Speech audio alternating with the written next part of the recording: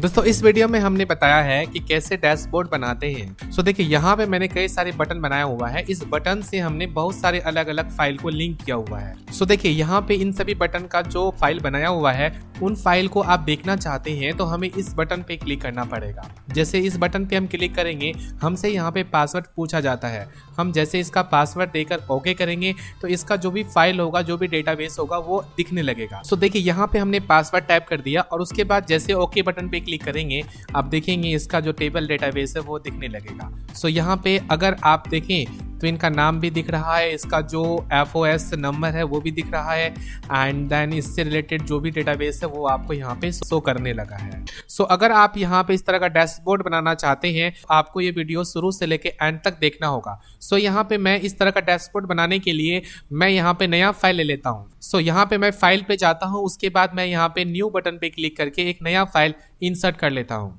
और यहाँ पे आप देख रहे हैं कि एक नया फाइल आ चुका है और यहाँ पे सीट दिख रहा है, सीट 1। सो मैं यहाँ पे बहुत सारे सीट ले लेता हूँ, जितना कि हमें बटन में अलग अलग कमांड टेबल यूज करनी होगी हम उतना सीट ले लेंगे।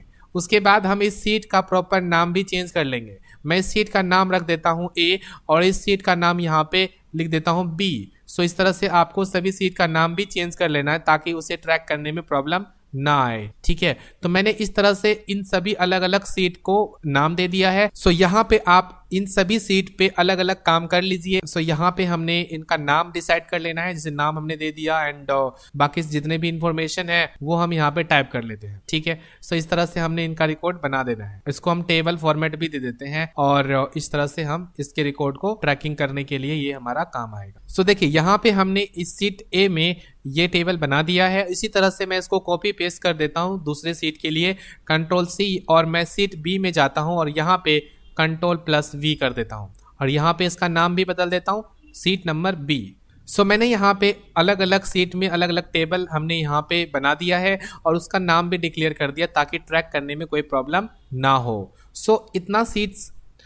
इतना करने के बाद आपको हर सीट पे एक कमांड यूज करने की बटन बनानी है जो आपको यहाँ पे इंसर्ट टैब में शेप बटन से बनानी है। यहाँ पे जो आपको सेव बटन देखने को मिल जाती है।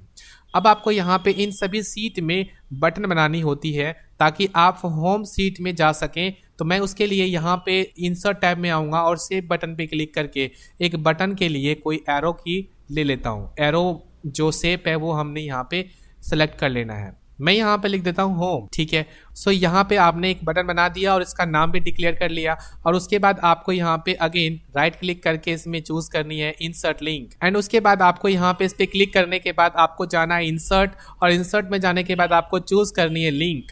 लिंक पे जाने के बाद आप यहाँ पे देखेंगे कि बुक मार्क का एक बटन बना हुआ आता है। इस बुक मार्क पे क्लिक करेंगे और यहाँ आप चूज कर लेंगे सीट 1। उसके बाद सेलेक्ट करने के बाद आपको यहाँ पे चूज करनी है ओके।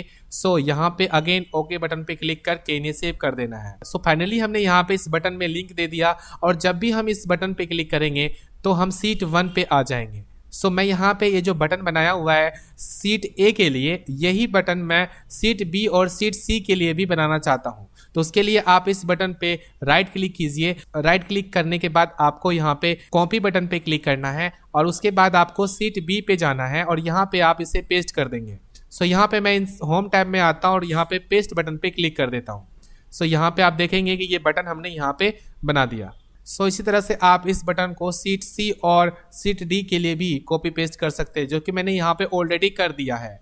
सो इतना करने के बाद आपको यहाँ पे सीट नंबर A1 पे आना है और यहाँ पे आने के बाद आपको चूज करनी है फाइल पे जाने के बाद आपको यहाँ पे जाना है ऑप्शन में जाने के बाद आपको यहाँ पे चूज करनी है एडवांस पे जाने के बाद आपको यहाँ पे ड्रॉप डाउन बटन से नीचे आना है और उसके बाद आपको यहाँ पे display option for this workbook के ग्रुप में आ जाना है और यहाँ एक ऑप्शन मिलता है जिसका नाम है शो सीट टैब्स। आप इस कमांड को यहाँ पे ऑफ कर देंगे। उसके बाद आपको यहाँ पे ओके बटन पे क्लिक करना है।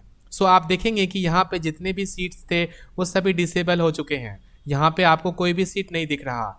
अब आपको यहाँ पे अपना VBA का कोड करना है। सो VBA का कोड करने के लिए आपको यहाँ पे सबसे पहले Alt+F11 बटन को प्रेस करनी होगी। जैसे Alt+F1 को क्लिक करते हैं तो आप देखेंगे यहाँ पे बहुत सारे कमांड ऑलरेडी बनी हुई हैं।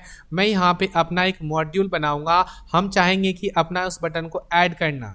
सो यहाँ पे ऑल प्लस F1 करने के बाद आपको यहाँ पे चूज करनी है इस बटन पे, यहाँ पे इंसर्ट यूजर फॉर्म का ऑप्शन आता है, इस पे आप क्लिक करेंगे। उसके बाद आपको यहाँ पे चूज करनी है मॉड्यूल। मॉड्यूल पे जाने के बाद आप देखेंगे यहाँ पे एक पेज ओपन हो जाएगा। इस पेज में आपको कमांड लिखनी है। जैसे कि मैं यहाँ पे हर अलग अलग सीट पे जाना चाहूँगा अलग अलग बटन के साथ, तो उसके लिए आपको यहाँ पे सबसे पहले सब्जेक्ट लिखना पड़ेगा। सब्जेक्ट मैंने यहाँ पे दे दिया और सब्जेक्ट का नाम मैंने A_1 कर देता हूँ, ठीक है, ताकि ये यूनिक रहे और इस पे हम काम कर सकें। सो यहाँ पे इतना करने के बाद आपको यहाँ पे एक वेरिएबल डिक्लेयर करना होगा। मैंने यहाँ पे वेरिएबल डिक्लेयर करने के लिए कमांड लिखा dim। सो मैंने यहाँ पे एक वेरिएबल डिक्लेयर कर दिया है एंड उसके बाद आपको यहाँ पे इस वेरिएबल में इनपुट वैल्यू रखनी होगी। जो आप पासवर्ड टाइप करेंगे उस वेरिएबल में आ जाएगा। अगर आप ऐसा चाहते हैं तो उसके लिए आपको इनपुट नाम का फंक्शन यूज करना होगा। सो मैंने यहाँ पे इनपुट लिख दिया और इसमें हम एक मैसेज टाइप कर देते हैं इंटर पासवर्ड। सो यहाँ पे हमने इनपुट बॉक्स का मैसेज दे दिया है एंड उसके बाद एंटर करके नीचे में आना है और यहाँ पे कंडीशन देना है। मैं यहाँ पे कंडीशन देता हूँ if x is equal to password. मैं यहाँ पे पासवर्ड देता हूँ A1, ठीक है, सीट A के लिए जो पासवर्ड है A1।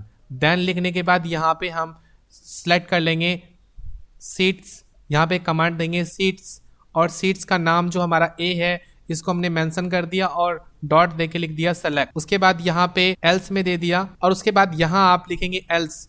अब ये एल्स इसलिए लिखते हैं कि अगर मान लीजिए आपने पासवर्ड रॉन्ग दिया है, सपोज यहाँ पे देखिए हमने पासवर्ड जो है ये मेंशन किया कि जो x के अंदर लिखा गया है वो A1 के बराबर है कि नहीं है, मतलब कि A1 हमारा पासवर्ड है और x में जो लिखा जाएगा वो दोनों इक्वल रहेगा, तो सीट 1 जो है जो सीट A है वो सेलेक्ट हो जाएगा और वो ओपन हो जाएगा, वो शो करने लगेगा। बट अगर आप यहाँ पे ये रॉन्ग पासवर्ड देते हैं तो ये मैच नहीं होगा, तो उसके लिए आपने यहाँ पे एल्स दिया और वहाँ पे एक मैसेज दिखाना चाहते हैं कि अगर वो जो पासवर्ड है वो सही नहीं है तो यहाँ पे एक मैसेज बॉक्स आएगा, ठीक है। मैसेज बॉक्स के अंदर यहाँ पे उन्हें ये शो कराएगा कि आपका जो पासवर्ड है वो रॉन्ग है। सो मैं यहाँ पे रॉन्ग पासवर्ड दे देता हूँ। ये यहाँ पे मैसेज बॉक्स का शॉर्ट फॉर्म जो है MSG होता है, MSGBOX मैसेज बॉक्स एंड उसके बाद एंटर। सो ये इस तरह से हमने ये एक एल्स के लिए कंडीशन बना दिया और इफ का काम यहाँ पे खत्म हो जाता है। उसके लिए आपको एंड इफ देना पड़ेगा ताकि आप यहाँ पे ये बता सकें कि हमारा इफ का जो कंडीशन है वो क्लोज हो गया।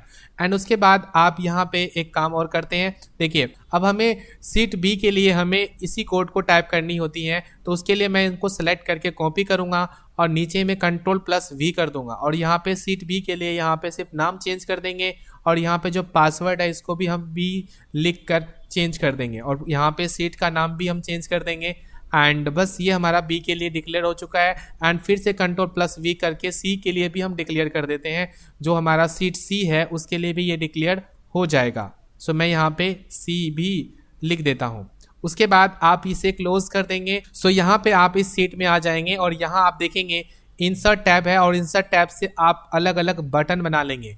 आप चाहें तो इसे यहाँ पे आप चाहें तो एक डेवलपर टैब को ओपन करके वहाँ से VBA का बटन बना सकते हैं, या फिर इंसर्ट टैब में जो शेप हमने अभी बताया आपको यहाँ से भी बटन बना सकते हैं। शेप पे जाइए, जो भी बटन का डिजाइन आपको लेना है उन्हें सिलेक्ट करके आपको यहाँ पे ड्रॉ कर लेना है। यहाँ पे देखिए मैं बटन ड्रॉ कर लेता हूँ और यहाँ पे इनका बटन का नाम मैं लिख देता हूँ यहाँ पे A, ठीक है, ताकि हमें समझ में आ जाए कि ये जो बटन है वो A के लिए डिक्लेयर्ड है। सो इसको मैं सेंटर कर लेता हूँ, इसको भी मैं ठीक कर लेता हूँ, इसका साइज भी इंक्रीज कर देता हूँ। सो इसी तरह से हम और भी 3 बटन बना लेते हैं। अब हमें यहाँ पे जो VBA में कमांड लिखा है उन्हें इनके बटन में ऐड करने हैं, तो उसके लिए आपको हर एक बटन पे राइट क्लिक करनी है एक एक करके और यहाँ पे चूज करनी है असाइन माइक्रो। असाइन माइक्रो में जाने के बाद आपको उस माइक्रो का नाम सेलेक्ट करना है जिसके लिए आपने डिक्लेयर किया है। यहाँ पे देखिए मैंने सीट A के लिए A1 डिक्लेयर किया था, जो सब्जेक्ट का नाम दिया था। सो उसको मैं क्लिक करके ओके बटन पे क्लिक कर दूंगा। पर इसी तरह से हम लोग हर एक सीट के लिए अलग अलग असाइन माइक्रो का हेल्प लेकर सभी का कमांड असाइन कर देंगे। इतना हो जाने के बाद अब आप किसी भी बटन पे क्लिक करेंगे जिसमें हमने लिंक किया हुआ है, तो उसमें आपसे पासवर्ड पूछा जाएगा। अब इस पासवर्ड में जैसे आप पासवर्ड टाइप करते हैं तो आप देखेंगे हम सीट नंबर जो A है उस पर हम पहुंच चुके हैं और डेटाबेस हमारा शो हो रहा है। और जैसे हम इस बैक बटन पे क्लिक करेंगे आप देखेंगे कि हमारा रिकॉर्ड फिर से वहीं पे आ चुका है जहां से हम पासवर्ड टाइप कर रहे थे। इसी तरह से आप अलग अलग बटन पे भी क्लिक करके उनका कमांड दे सकते हैं। जैसे कि मैंने यहाँ पे इस बटन पे क्लिक किया तो इसका पासवर्ड B1 है, तो मैं यहाँ पे लिख देता हूँ B1 और जैसे हम ओके करेंगे तो आप देखेंगे B नंबर का जो सीट है वो सेलेक्ट हो जाएगा। तो बहुत ही सिंपल है। सो दोस्तों, इस तरह से आपने देखा VBA की मदद से आप इस तरह का डैशबोर्ड बना सकते हैं और उसमें बहुत सारा कमांड आप दे सकते हैं।